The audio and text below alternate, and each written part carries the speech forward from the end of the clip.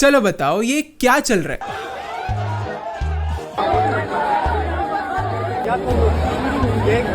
मेरा नाम कॉकरोच है, मैं लखनऊ विश्वविद्यालय का विद्यार्थी हूँ। हंसो मत, ये कोई हंसने वाली बात नहीं है। ये एक सीरियस बात पर नॉन सीरियस प्रोटेस्ट है जो स्टूडेंट्स ने किया।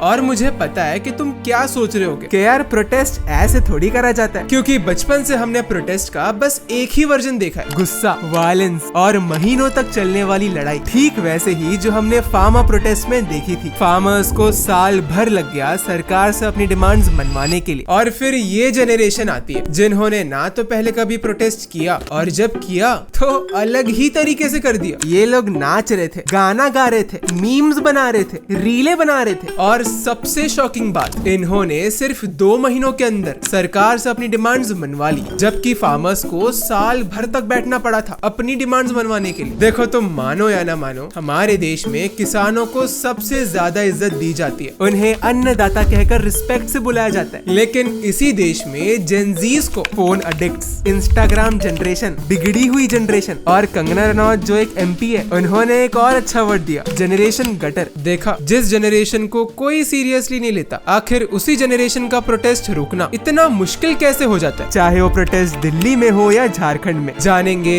इस वीडियो में। Thousands of students are protesting in New Delhi. अगर आप एजुकेशन के लिए नहीं खड़े हो सकते तो आप खुद के बच्चों के लिए भी खड़े नहीं हो रहे। तो यहाँ हो रही है लाठीचार्ज। बच्चे उठ रहे, प्लीज भैया बचा लो, मुझे मरने नहीं है।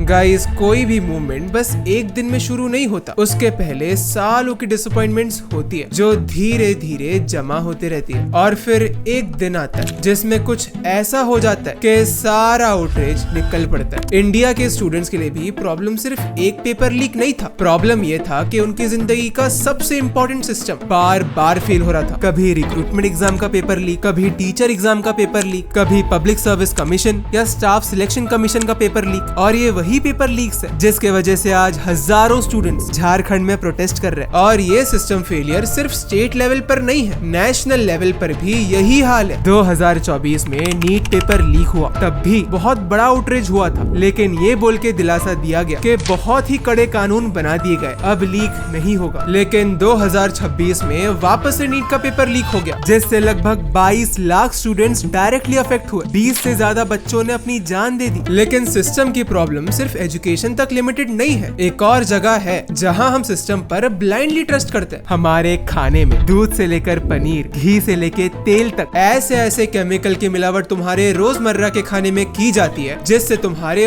होश उड़ जाएंगे। और सबसे बड़ी प्रॉब्लम ये है कि तुम नॉर्मली देखकर बता भी नहीं सकते कि जो तुम खा रहे हो वो एक्चुअली में प्योर है या मिलावटी। इसीलिए द रियल थिंग में हमने स्टार्ट किया टेस्ट करेगा इंडिया कैंपेन, जिसका आइडिया बहुत सिंपल है। द रियल थिंग के होम टेस्टिंग किट से अपने घर का मिल्क, पनीर, घी या ऑयल टेस्ट करो, और अगर तुम्हारे खाने में अडल्ट्रेशन मिले तो तुम्हें अपना वेंडर चेंज तो करना ही है, लेकिन फूड सेफ्टी कनेक्ट ऐप पर उसकी कंप्लेन भी करनी है, क्योंकि अगर एक वेंडर तुम्हें मिलावटी खाना दे रहा है तो वो कई 100 घरों में वैसा ही मिलावटी खाना दे रहा होगा। इसीलिए तुम्हारी एक कंप्लेन कई फैमिलीज को ये जहरीले केमिकल से बचा सकती है। तुम भी ये कैंपेन जरूर ज्वाइन करो। द रियल थिंग के वेबसाइट का लिंक डिस्क्रिप्शन में मिल जाएगा। आज ही अपना किट मंगवाओ और अपने खाने की जाँच करो। और यही है टेस्ट करेगा इंडिया का मोटिव। खुद टेस्ट करो, प्रॉब्लम मिले तो रिपोर्ट करो और सिस्टम को अकाउंटेबल बनाओ। और अकाउंटेबिलिटी की यही कमी स्टूडेंट्स सालों से फील कर रहे थे। सोचो, एक स्टूडेंट जब एग्जाम की प्रिपरेशन करता है तो वो अकेला तैयारी नहीं करता, उसकी पूरी फैमिली तैयारी करती है। फैमिली कोचिंग की फीस देती है, कोई अपना शहर छोड़कर जाता है, कोई लोन लेता है, कोई 12-12, 16-16 घंटे पढ़ाई करता है। और फिर एग्जाम के बाद पता चलता है कि पेपर ऑलरेडी किसी और के पास था। तुम्हें कितना गुस्सा आएगा ना जब तुम्हें पता चले कि तुम्हारा कंपटीशन किसी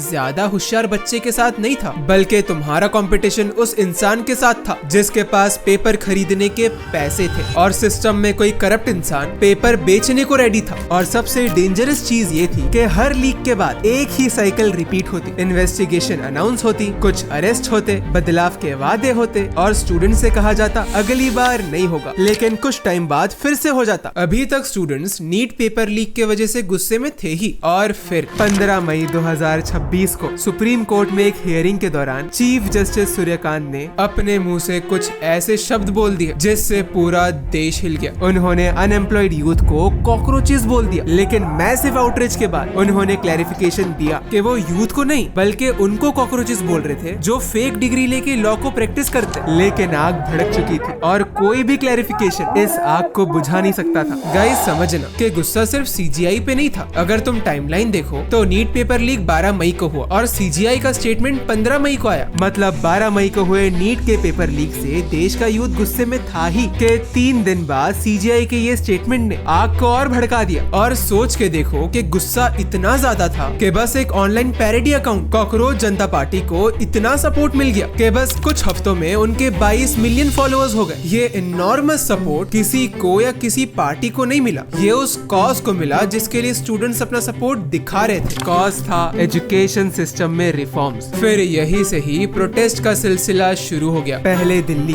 फिर मुंबई, बेंगलुरु, पुणे, नागपुर। धीरे धीरे ये मूवमेंट सिर्फ एक शहर तक लिमिटेड नहीं रहा। हर कुछ दिन बाद किसी नए सिटी से प्रोटेस्ट की वीडियोस आने लगती और ये प्रोटेस्ट में बहुत कुछ अजीब सा ही हो रहा था। यहाँ कोई भाषण वगैरह नहीं हुआ बल्कि यहाँ music, dance, funny play cards, arts, satirical posters, in fact लोग रीले बना रहे थे, मीम्स बना रहे थे। और सबसे इंटरेस्टिंग बात ये है कि ये कोई स्ट्रेटेजी या प्लान नहीं था, ये बस हो रहा था। जिसको जो करना था वो कर रहा था और शायद इसी वजह से ये मूवमेंट इंटरनेट पर रोज वायरल जाता। लोगों की फीड में हर दूसरी रील प्रोटेस्ट की आती। लोग प्रोटेस्ट की अपडेट न्यूज मीडिया से नहीं रील स्क्रॉल करके लेते क्योंकि हर दूसरे मिनट कोई नया रील अपलोड हो रहा होता, कोई फनी मीम वायरल हो रही होती। इवन बहुत से इमोशनल मूवमेंट्स भी वायरल हुए। मूवमेंट सिर्फ ग्राउंड पर नहीं चल रहा था, मूवमेंट लोगों के फोन के अंदर भी चल रहा था और इसी को रोकना बड़ा मुश्किल हो गया था। क्योंकि होता क्या है कि जब कोई प्रोटेस्ट बहुत दिनों तक चलता है तो धीरे धीरे वो ठंडा पड़ जाता है। लेकिन ये प्रोटेस्ट में उल्टा हो रहा था। जितने दिनों तक ये प्रोटेस्ट चला उतना सपोर्ट और अटेंशन दुनिया भर से मिला क्योंकि प्रोटेस्ट के मोमेंट्स इतने फन और एंटरटेनिंग थे कि लोगों का इंटरेस्ट और बढ़ते जा रहा था। जो भी लोग पहले सिर्फ वीडियोस देख रहे थे उन्हें लगने लगा कि शायद मुझे भी वहाँ होना चाहिए। ये प्रोटेस्ट एक एक्सपीरियंस में बदल गया था। यूथ के अंदर इतनी एक्साइटमेंट क्रिएट हो गई कि उनको फोमो होने लगा कि यार मुझे भी जाना है। इवन बच्चे माँ बाप से लड़के प्रोटेस्ट में जाने लगे। लेकिन एक प्रोटेस्ट को सर्वाइव करने के लिए सबसे बड़ी चीज होती है रिसोर्सेज, खाना, पानी, मेडिसिन, सोने की जगह। आखिर इतने सारे स्टूडेंट्स इतने दिन तक कैसे टिकेंगे? लेकिन फिर कुछ ऐसा हुआ जो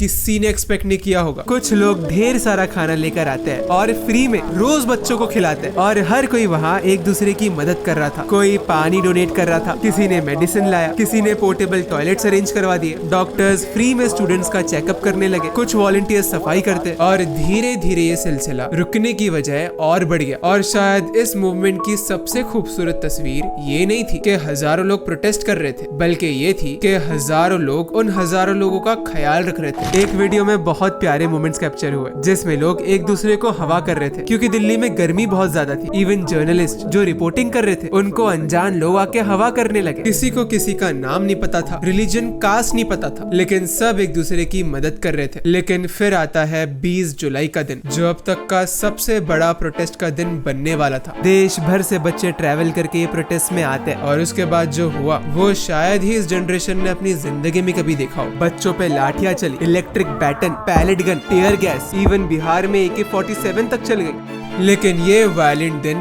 टर्निंग पॉइंट बन गया पूरे मूवमेंट का। ब्रुटैलिटी करने में दिल्ली पुलिस और RAF ने कोई कसर नहीं छोड़ी। इंटरनेशनल मीडिया ये वायलेंस को कवर करता है और वायलेंस की हर वीडियो सोशल मीडिया पर इतनी वायरल होती है और सिर्फ कुछ दिनों में सरकार बच्चों के डिमांड्स मान लेती है और एजुकेशन मिनिस्टर रिजाइन कर देता है। ये स्टूडेंट्स की बहुत बड़ी जीत थी और ऐसा ही होता है। स्टूडेंट्स पे लाठी चलवाने से फायदा कुछ नहीं होता लेकिन नुकसान डबल हो जाता है। जिस दिन में ये वीडियो शूट कर रहा हूँ उस दिन झारखंड प्रोटेस्ट में भी लाठीचार्ज हुआ और उसी दिन मल्टीपल हाई प्रोफाइल अरेस्ट किए गए और स्टेट गवर्नमेंट ने 98% डिमांड्स मान भी ली। और ये एक्सपेक्टेड था क्योंकि स्टूडेंट प्रोटेस्ट की खासियत ही यही है, इन पे लाठी चलवाओगे तो भागेंगे नहीं, उल्टा बच्चों को मारने से प्रेशर डबल क्रिएट होगा। लेकिन अगर स्टूडेंट्स को नहीं भी मारे तो पीसफुल प्रोटेस्ट करके इतना प्रेशर क्रिएट हो जाएगा कि इवेंचुअली डिमांड्स मानना ही पड़ेगा क्योंकि मांगे भी एजुकेशन के अराउंड है ना, मना कैसे करेंगे। तो पता है सरकारों के पास बेस्ट ऑप्शन ऑप्शन क्या है इनसे डील करने का, मार तो सकते नहीं है और पीसफुल प्रोटेस्ट को हटा भी नहीं सकते, तो वो बदनाम करना शुरू कर देते हैं। वो अपनी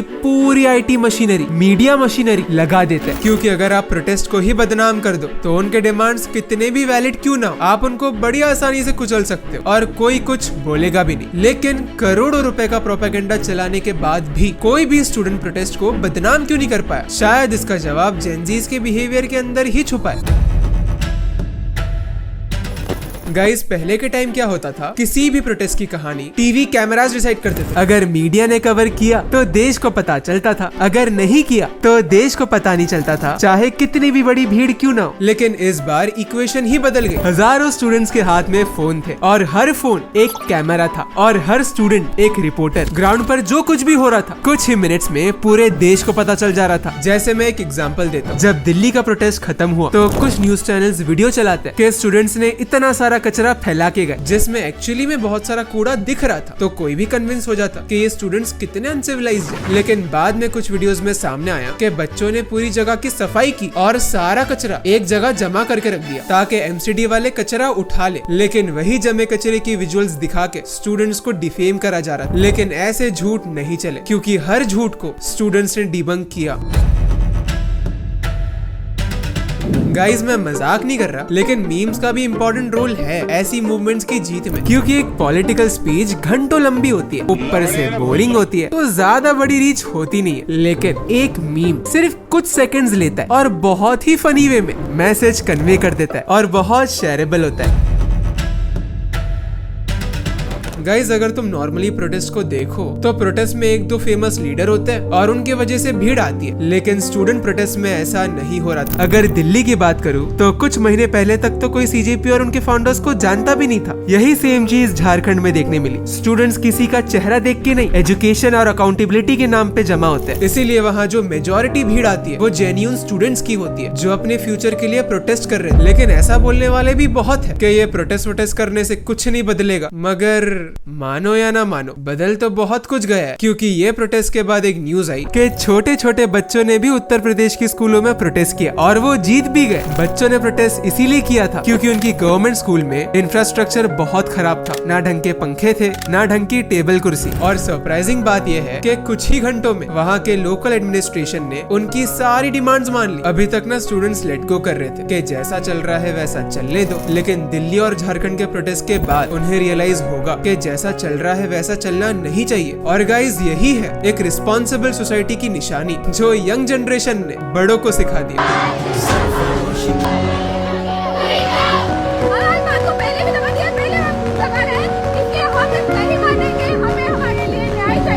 शिक्षा विभाग और सरकार से हमारी ये मांग है कि PMC स्कूल और यहाँ पे एक भी टीचर